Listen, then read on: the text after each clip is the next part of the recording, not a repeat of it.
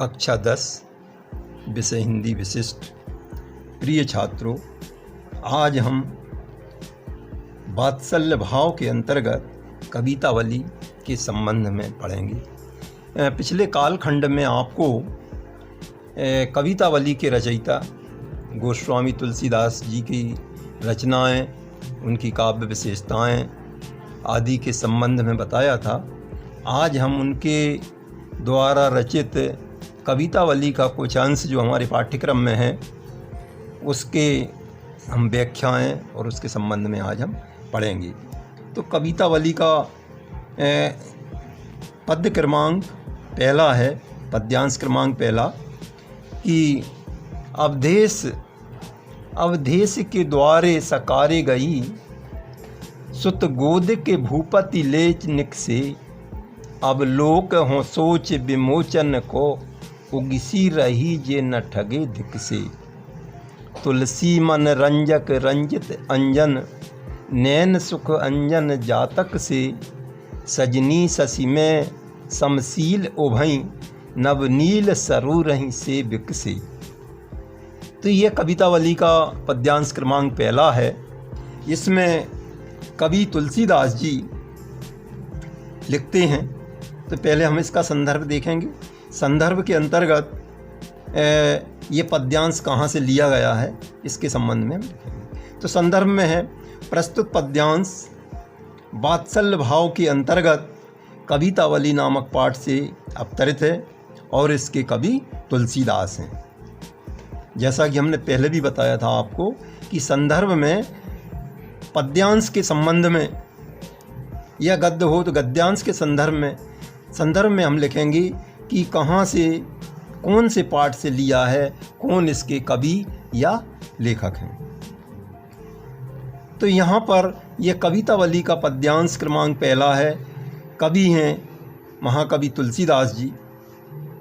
प्रसंग में प्रस्तुत पद्यांश में कवि क्या कहना चाहता है, उसका मूल भाव क्या है, इसके संक्षिप्त जो परिचय हम प्रसंग में लिखते हैं। तो यहाँ पर प्रस्तुत पद में कवि तुलसीदास जी ने भगवान राम की बाल्यावस्था का वर्णन किया है, यानी बचपन की घटनाओं का वर्णन तुलसीदास जी ने इसमें किया है। व्याख्या के अंतर्गत हम पढ़ेंगे कि पहली पंक्ति है, अवधेश के द्वारे सकारे गई, सुत गोद के भूपति ले निकसे, अब लोक हों सोच विमोचन को, ठगसी रही जे ना ठगे धिक से। तो इसमें गोस्वामी तुलसीदास जी कहते हैं कि एक सखी प्रातःकाल अवधेश माने राजा दशरथ जी के द्वारे पर जाती है और वहाँ पर क्या देखती है, राजा दशरथ अपने पुत्र राम को गोद में लिए हुए बैठे हुए हैं। भगवान राम को बचपन में लिए बैठे हुए हैं और उस दृश्य को देखकर, उस मनोहारी दृश्य को देखकर सखी ठगी सी रह जाती है। उसकी नज़रें जो है बालक राम की सुंदरता पर टिक जाती हैं, स्थिर हो जाती हैं।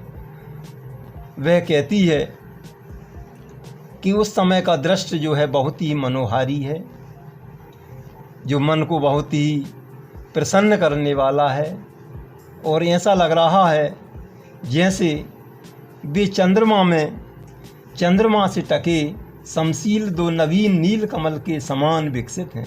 यानी भगवान राम की सुंदर आँखें की तुलना उन्होंने नील कमल के समान की है। आगे सखी कहती है कि खंजन पक्षी बहुत ही चंचल होता है, उसकी चंचलता बड़ी सुंदर होती है। तो ऐसी ही भगवान राम के बचपन की आँखें भी बड़ी ही चंचल हैं, बड़ी ही सुंदर हैं और उनकी आँखों की सुंदरता की तुलना सखी कैसे करती है, खंजन पक्षी से जो है उनकी आँखों की तुलना करती है। अर्थात यहाँ पर भगवान राम की बाल्यावस्था की सुंदरता का वर्णन सखी करती है। ठीक है, आज की पद्यांश क्रमांक पहले का अर्थ यही है। अगले कालखंड में हम अगला पद्य क्रमांक 2 पढ़ेंगे। ठीक है, धन्यवाद।